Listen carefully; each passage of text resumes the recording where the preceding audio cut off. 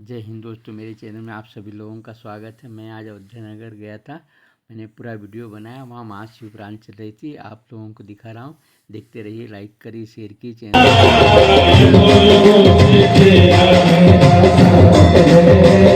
से तो हो ही नहीं सकता, गीली लकड़ी जलेगी।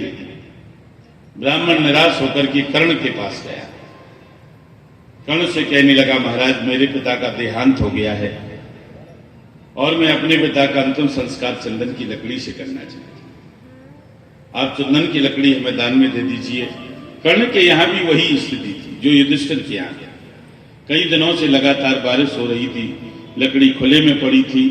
तो कर्ण ने सोचा कि देखो लकड़ी गीली पड़ी है, खुले में पड़ी है, कई दिनों से लगातार बारिश हो रही है, इस ब्राह्मण को चंदन की लकड़ी चाहिए पर सूखी चाहिए।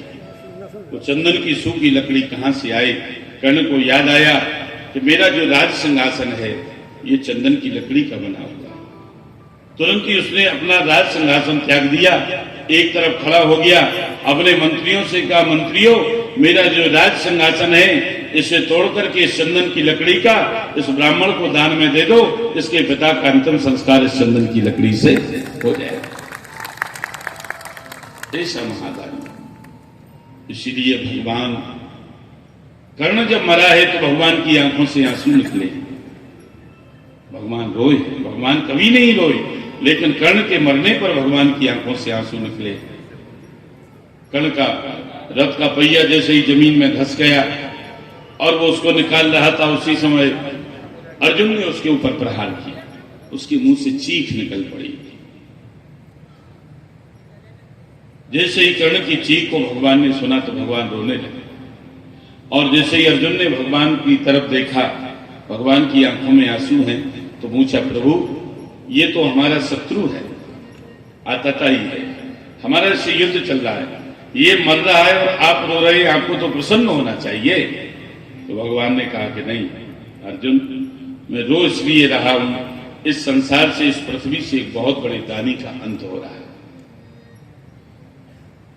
इससे बड़ा कोई दानी नहीं हुआ है। अगर तुम इसकी परीक्षा करना चाहते हो तो आज भी अभी इसके पास चले जाओ। ये मर रहा है, अंतिम सांसें गिन रहा है, इसके पास ब्राह्मण का वेश बना करके जाओ और कहना कि हमारी बेटी सयानी हो गई, मैं अपनी बेटी का विवाह करना चाहता हूं, महाराज कर्ण हमें कुछ दान में दे दो। जब वो ये कहे कि मेरे पास देने के लिए कुछ है ही नहीं, तो तुम्हें याद दिलाना कि तुम्हारा एक दांत सोने का है, उसे तोड़कर के मुझे दे दो, उसी से हमारी व्यवस्था हो जाएगी। तो सोने का दांत जो है उसका वो भी तोड़ के दे देगा। अब परीक्षा लेने के लिए अर्जुन गए, भगवान भी साथ में ब्राह्मण का वेश बना के। कर्ण अंतिम सांसें गिन रहा है। पहुंच करके ब्राह्मण बने अर्जुन कहने लगे, हे महाराज कर्ण, हमने आपका बहुत नाम सुना है कि आप बड़े दानी हैं। मेरी बेटी सयानी हो गई है, मैं उसका विवाह करना चाहता हूं। दहेज प्रथा सुरसा की तरह मुंह बाए हुए खड़ी है। दहेज प्रथा सुरसा की तरह मुंह बाए हुए खड़ी है। लड़के वालों को जितना ज्यादा धन दे दो उन्हें उतना ही कम लगता है। इसलिए लड़की के विवाह में धन की बहुत जरूरत पड़ती है।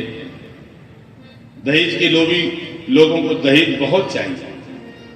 हमारे पास इतना पैसा नहीं है महाराज, कर्ण हमें कुछ दे दीजिए जिससे हमारी बेटी का विवाह हो जाए। कर्ण रोने लगा। जब कर्ण रोने लगा तो ब्राह्मण बने अर्जुन कहते हैं कि रो क्यों रहे? कर्ण कहने लगा, महाराज अब आपकी मैं इच्छा पूर्ण नहीं कर सकता। तो रो क्यों रहे हो? इसलिए क्योंकि आज तक हमारे यहां से कोई निराश होकर के नहीं गया, खाली हाथ नहीं गया। आज पहली बार अंतिम समय है मेरा, अब मैं कुछ नहीं कर सकता, इसलिए तुम्हें खाली हाथ लौटा रहा हूं, इसलिए मेरी आंखों में आंसू। अर्जुन को तो सब पता था। अर्जुन ने कहा कि आप ये कैसे कह सकते कि मेरे पास कुछ नहीं है? अभी तो आपके पास बहुत कुछ है। क्या है? आपका एक दांत सोने का है, वही सोने का दांत तोड़ करके आप मुझे दे दीजिए, इससे मेरी बेटी का विवाह हो जाएगा, इसी से व्यवस्था हो जाएगी। और जैसे ही कर्ण ने यह सुना तो उसका चेहरा प्रसन्न हो गया और उसने एक पत्थर उठाया। पत्थर उठा करके जैसे ही दांत तोड़ने लगा, भगवान प्रकट हो गए। अर्जुन से कहा कि देख अर्जुन, देखा तूने ये कितना बड़ा दानी। और भगवान ने कर्ण का अंतिम संस्कार अपनी हथेली के ऊपर किया था। इस अदानी को ही हुआ। दान यदि आप एक पैसा भी सच्चे मन से करते हैं, वो कभी बेकार नहीं जाएगा, इस बात की गारंटी है। आप मुक्त हस्त से दान दीजिए। दान देने के बाद में आपके मन में ये पश्चाताप नहीं होना चाहिए कि हमने ज्यादा पैसा दे दिया है। वो अगर ये पश्चाताप हुआ तो वो दान कभी फलित नहीं हो सकता है।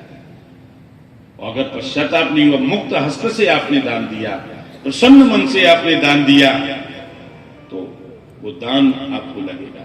तो दान धर्मान राज धर्मान मोक्ष धर्मान विभाग से। बताओ, शंखचूड़ ने तो अपना कवच भी। उसी समय भगवान विष्णु ब्राह्मण का वेश बना करके गए, भिक्षा के रूप में वह दिव्य कवच मांग लिया, उसने दे दिया और शंखचूड़ का रूप धारण करके वे तुलसी के पास आ गए। अब तुलसी के पास आए भगवान, तुलसी का पातिव्रत्य भंग करने के लिए आए। और जैसे ही तुलसी उनसे लिपटी तो देवकार के लिए तुलसी के साथ उन्होंने रमण किया। इसी बीच भगवान शिव ने अपना अमोघ त्रिशूल चला करके शंखचूड़ का वध कर दिया। व्यास जी महाराज कहते, हे मुनि, भगवान नारायण ने जब तुलसी के साथ रमण किया तो तुलसी ने भगवान को श्राप दे दिया कि तुम पत्थर हो जाओ, पाषाण हो जाओ। तुलसी ने श्राप दिया है कि तुम पाषाण हो जाओ। उसी समय शंकर भगवान प्रकट हो गए और उन्होंने कहा, हे तुलसी, तुमने पूर्व समय में तपस्या की थी, उसी के परिणाम स्वरूप ये महाविष्णु तुम्हें प्राप्त हुए हैं। अब तुम्हें शरीर को त्याग करके दिव्य रूप धारण कर भगवान विष्णु के साथ नित्य रमण करो। तुम्हारे द्वारा छोड़ी गई यह काया गंडकी नदी के नाम से विख्यात होगी। नेपाल में जो गंडकी नदी है वो तुलसी जी ही थी। गंडकी नदी में एक दामोदर कुंड है। वहां का ये नियम है कि आप दामोदर कुंड में आप तुलसी का पौधा लेकर के जाइए, वो डाल दीजिए। तुलसी का पौधा नीचे जाएगा और उसकी जड़ों में सालग्राम जी चिपक करके ऊपर आ जाएंगे। सही सालग्राम वो होते हैं गंडकी नदी से जो प्राप्त होते हैं। आज भी वहां ये देखने को मिलता है। नेपाल कभी जाओ तो गंडकी के सालग्राम लेकर के जाओ, आओ, क्योंकि साक्षात विष्णु है, साक्षात नारायण है वो। गंडकी के तट पर भगवान विष्णु भी पाषाण रूप से, वहां का पत्थर, हर कंकड़ जो है वो विष्णु है। उसमें तीखे दांत वाले भयंकर कीड़े उन शिलाओं को काट करके उनमें छिद्र कर देते और उन शिलाओं में यदि कोई तुलसी जी को डाल देता है, भगवान बड़े प्रसन्न हो जाते हैं, संयोग कराएंगे, उन्हें अत्यंत पुण्य की प्राप्ति होगी। हे भद्रे, जो सालग्राम शिला से तुलसी पत्र अलग करता है, सालग्राम के ऊपर हमेशा तुलसी पत्र रहना चाहिए। देखो, एक बात मैं आपको बताऊं, व्यक्ति के घर में साक्षात विराजमान है, इसलिए लड्डू गोपाल जी की सेवा बिल्कुल बालक की तरह होना चाहिए। जो लड्डू गोपाल जी की सेवा करता है उसके घर में समृद्धि आती है। मैं देखता हूं किन्हीं किन्हीं के घरों में जाकर के जब ठाकुर जी का दर्शन करता हूं, मनीषा बैठी हुई है। मनीषा ने इतना बड़ा भव्य मंदिर बनवाया, मैं तो गया देखने के, और उसी भाव से सेवा होती है।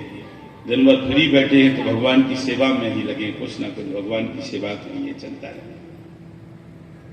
तो ये होना चाहिए।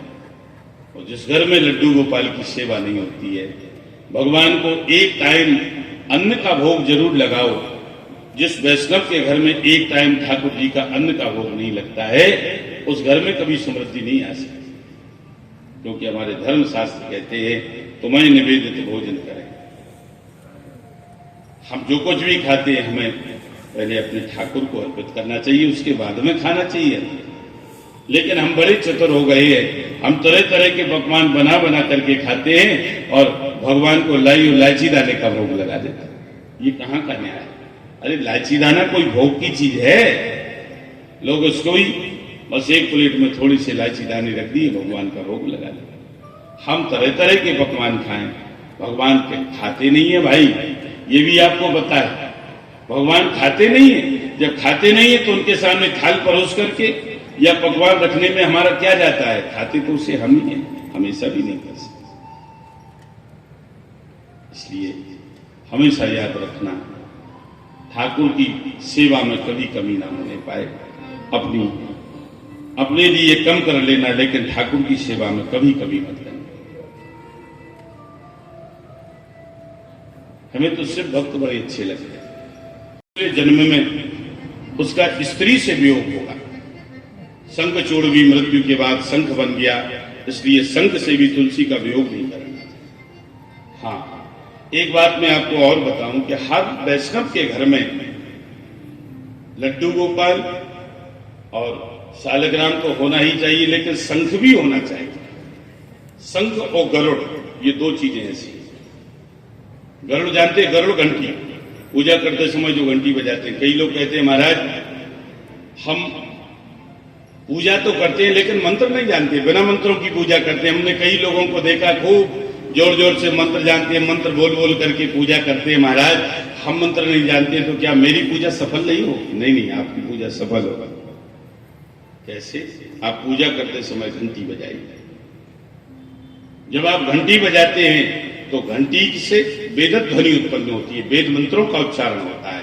तो आपको वही फल मिलेगा जो लोग वेद मंत्र पढ़ करके पूजा करते हैं भगवान की, और आप वेद मंत्र न पढ़े के लिए घंटी बजा दें तो आपको उस पूजा का फल वैसा ही मिलेगा।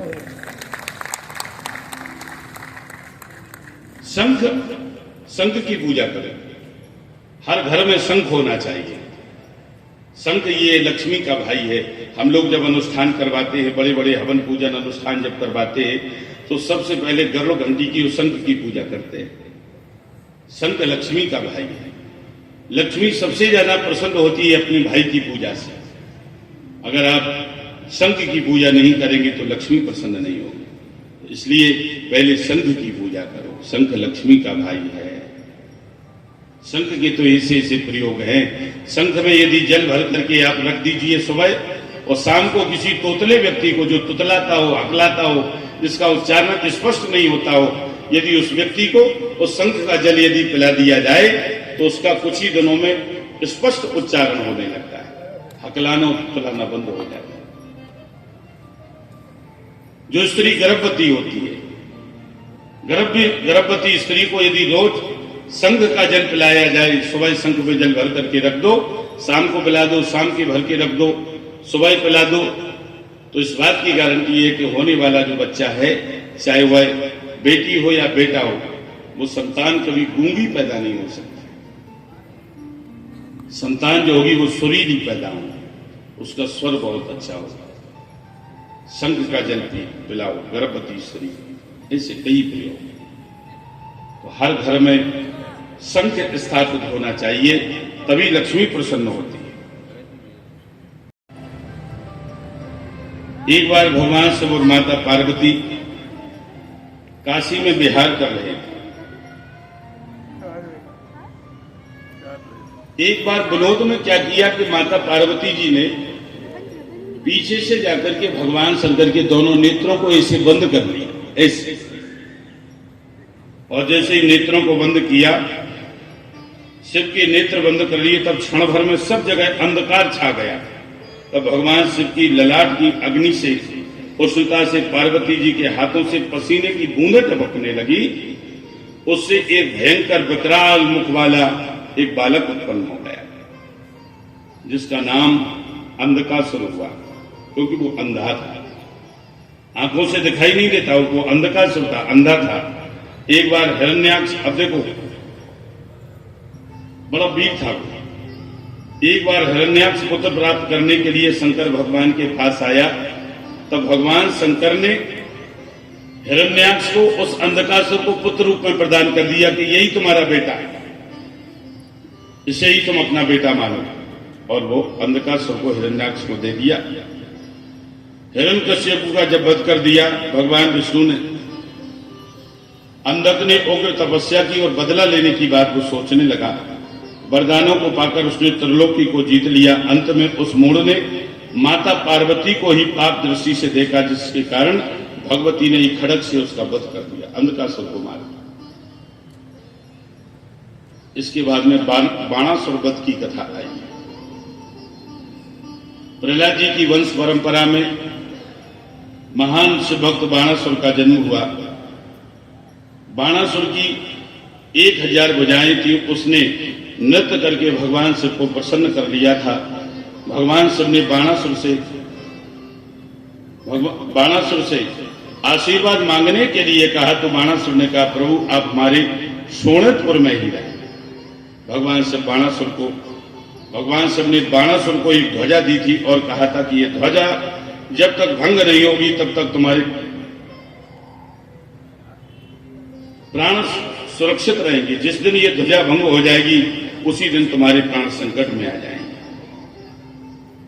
बोलो शंकर भगवान की।